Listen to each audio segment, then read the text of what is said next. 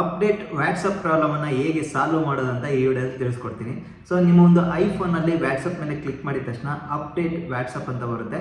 So ಅಂದರೆ ನೀವು use ಮಾಡುವಂಥ ವಾಟ್ಸಪ್ಪು ಎಕ್ಸ್ಪೈರಿ ಆಗೋಗಿರುತ್ತೆ. ಅಂದರೆ ತುಂಬ ದಿನದಿಂದ ನೀವು ವಾಟ್ಸಪ್ಪನ್ನು ಯೂಸ್ ಮಾಡ್ತಿರ್ತೀರಲ್ವ, ಸೊ ಹಾಗಾಗಿ ಅದು ಎಕ್ಸ್ಪೈರ್ಡ್ ಆಗಿರುತ್ತೆ. ಸೊ ಹಾಗಿದ್ರೆ ನೀವೇನು ಮಾಡಬೇಕಂತಂದರೆ, ಸೊ ಈ ಒಂದು ವಾಟ್ಸಪ್ನ ಅಪ್ಡೇಟ್ ಮಾಡಬೇಕು.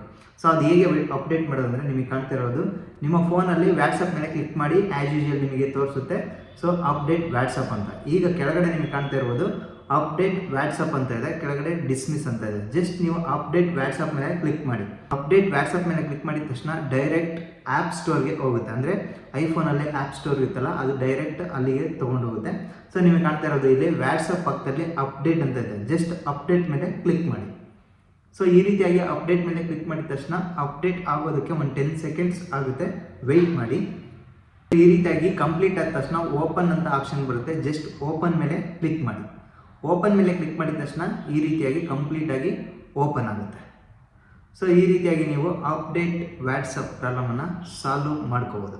ಸೊ ಈ ವಿಡಿಯೋ ನಿಮಗೆ ಹೆಲ್ಪ್ಫುಲ್ ಆಗಿದೆ ಅಂತ ಅಂದ್ಕೊತೀನಿ. ಸೊ ಹೆಲ್ಪ್ಫುಲ್ ಆಗಿದ್ರೆ ಒಂದು ಲೈಕ್ ಮಾಡಿ, ಯಾರಾದರೂ ಹೊಸ ನೋಡ್ತಾ ಇದ್ದಾರೆ ಆ್ಯಸ್ ಯೂಶುವಲ್ ಸಬ್ಸ್ಕ್ರೈಬ್ ಮಾಡೋದನ್ನು ಮರಿಬೇಡಿ.